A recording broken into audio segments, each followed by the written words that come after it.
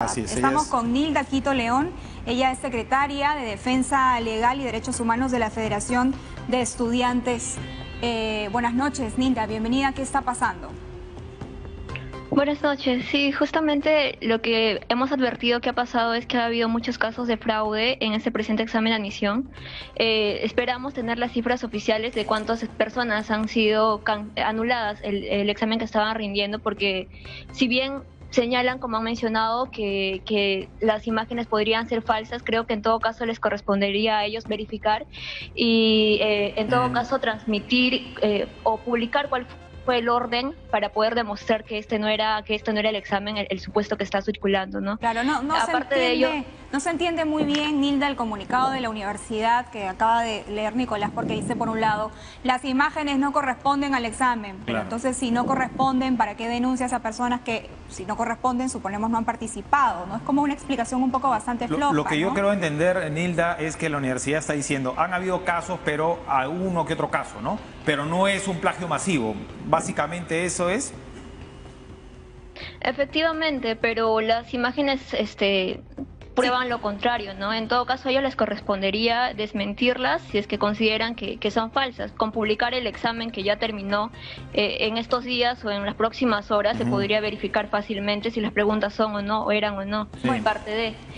¿Y qué crees que es lo que ha fallado en este examen virtual, que es el primero además, que realiza la Universidad Nacional Mayor de San Marcos, como para que tantos, bueno, no sé si tantos, pero algunos alumnos que querían ingresar hayan plagiado, tomado capturas de pantalla, se hayan pasado información? ¿Qué falló, Hilda?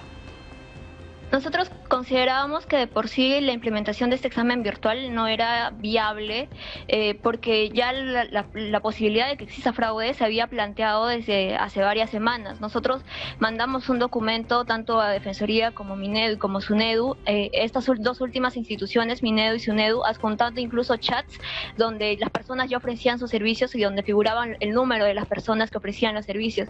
Pero a pesar de ello, Minedu dio una posición de que el examen tenía que seguir dándose porque era viable, y la SUNEDU hasta la fecha no nos ha respondido. Eran situaciones que ya se habían advertido. Además, porque consideramos que este examen de por sí ya es excluyente por el hecho de que solamente 15.000 y tantos alumnos se habían inscrito cuando en marzo habían 29.500, es decir, un margen de aproximadamente 14.000 alumnos estaban quedando fuera.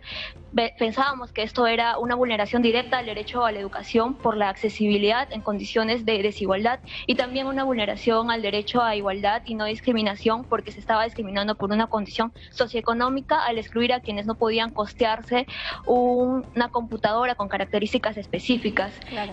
Nosotros proponíamos un examen descentralizado, creíamos que esa era la opción más correcta y más viable que pudo haberse ahorrado también. ¿Cómo hubiese sido un examen descentralizado, Nilda?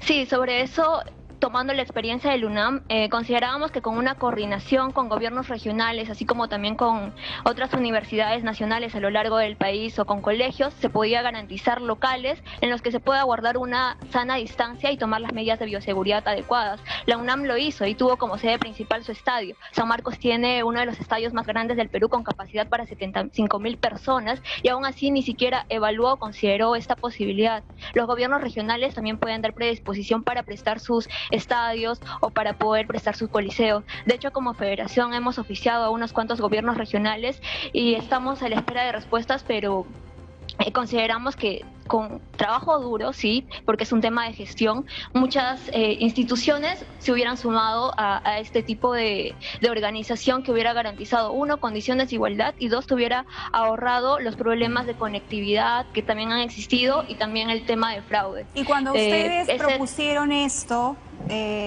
un examen descentralizado, que sea de manera física, que no sea virtual, que tenga distanciamiento social, ¿recibieron una respuesta de la universidad? No, y justamente esa ha sido nuestra tingencia en todo momento. El Consejo Universitario nos ayudó y nos apoyó con el tercio estudiantil, los estudiantes del Consejo Universitario, con esta medida, y oficiaron al rectorado pidiendo una mesa de diálogo para evaluar y discutir esa propuesta. Sin embargo, se negaron a esa mesa de diálogo. También existe un gremio que es la Coordinadora de Postulantes, que representa a muchos estudiantes, que mandó un oficio a la institución para poder evaluar la viabilidad de ese examen de admisión y proponer uno descentralizado. Sin embargo, no tuvimos respuesta.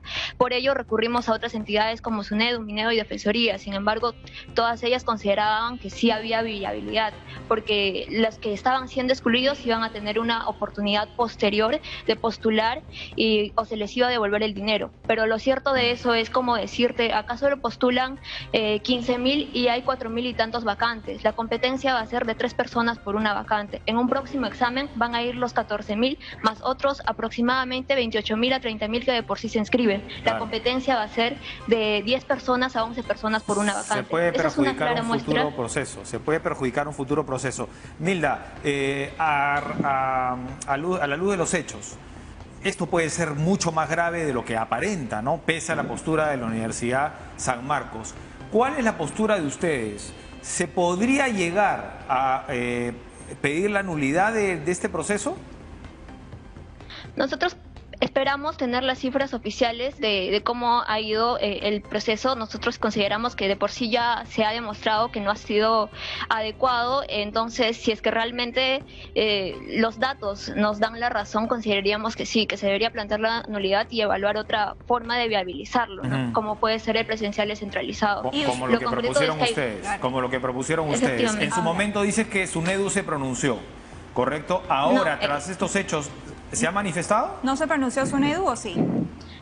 Fue Minedu quien tomó posición en una declaración hacia un medio escrito, me parece que el diario RPP, y también tuvimos una mesa de diálogo con la autoridad ¿Y el con lo que Minedu es Sunedu. estaba de acuerdo con que sea... Minedu. El Minedu, exacto, estaba de acuerdo con que sea presencial, como ustedes lo estaban planteando. Perdón. No, Minedu sostuvo que lo virtual era lo adecuado porque justamente se iba a devolver el dinero a quienes no pudieran y los que no podían iban a tener una oportunidad próximamente. ¿Y pero yo creo que SUNEDU qué dijo? ¿O no dijo nada? SUNEDU nunca nos respondió. Le mandamos un documento el 21 de septiembre, de hecho, y también comprometimos a que Minedu nos facilite una mesa de diálogo o alguna reunión en la que podamos conversar directamente, pero hasta la fecha no hemos obtenido ninguna respuesta. Después del escándalo tampoco, obviamente, tampoco se ha pronunciado. Solamente se ha pronunciado San Marcos. Efectivamente, y de hecho acá hay varias instituciones que debieron en su momento evitar que esto suceda, ¿no? Pero ahora, lamentablemente... acá, según este comunicado, no se sabe cuántas personas están siendo investigadas tampoco. Efectivamente, esperamos que posteriormente precisen cuántos exámenes han sido anulados, porque de por sí yo ya supongo, o una simple vista da a suponer que han sido miles. Entonces, Milda, ¿qué tanta legitimidad va a tener un examen con tantos exámenes anulados? ¿Cuántas horas duró este examen virtual? Según el comunicado, de 10 de la mañana hasta 1 de la tarde, pero lo programado era a partir de las 9 de la mañana. Entonces, también tenemos conocimiento que a las personas que tuvieron problemas de conectividad le extendieron el tiempo. Entonces, no sé qué tanta legalidad ha habido ahí en ese asunto, ¿no? Hay algunas irregularidades, sí, hay muchas irregularidades. Que no, por ejemplo, el tema de las cámaras, del encendido de las cámaras web, ¿no? Tú, según tu experiencia, por las imágenes que has visto en las redes sociales, ¿le darías el beneficio de la duda a la San Marcos en el sentido de que ese examen no es y que no es el tipo de exámenes, el tipo de evaluación? ¿O sí consideras que podría ser esa la prueba? Por nuestra experiencia, consideramos que en realidad cuando hemos denunciado este tipo de cosas siempre hemos obtenido una respuesta institucional bastante protocolar, formalista, donde se intenta negar los hechos para evadir la responsabilidad. Claro, pero por lo que tú ves, digo, o sea, esa prueba que tú ves, que has visto en redes sociales, ¿te parece que podría ser el plagio o es armado también? Nosotros consideramos que sí podría ser un plagio. Sí podría ser porque las personas no tendrían por qué inventarse este tipo de cosas, ¿no? Porque también están exponiendo de alguna manera a su persona misma al denunciarlo. Ahora, así es. Si es que es plagio o no, la universidad va a tomar acciones legales en contra de las personas en concreto. Bien, Milda. Pero como dices, no es lo mismo que sean 2, 3 personas, que pasa normalmente, porque pasa, a que sean miles, ¿no? Entonces ya se desvirtúa Efectivamente. totalmente la prueba, ¿no? Que pasa, pero que no debería pasar, porque en realidad No nadie debería pero- plagiar, nadie, ni uno ni mil, o sea, Claro. nadie. Porque Pero hay habla de gente una que realmente se irregularidad de esfuerza. todo el proceso, si Así son 1000 es. personas, ¿no? Claro. Se cae todo el De proceso. un proceso que en todo caso no garantizó que esto no sucediera, ¿no? Sobre todo si habían alternativas adicionales como las que estaba planteando la Secretaría de Defensa Legal y Derechos Humanos de la Federación de Estudiantes. Muchas gracias a Nilda Quito León por esta entrevista. La verdad es que todos merecen acceso a una educación pública o privada de acuerdo a sus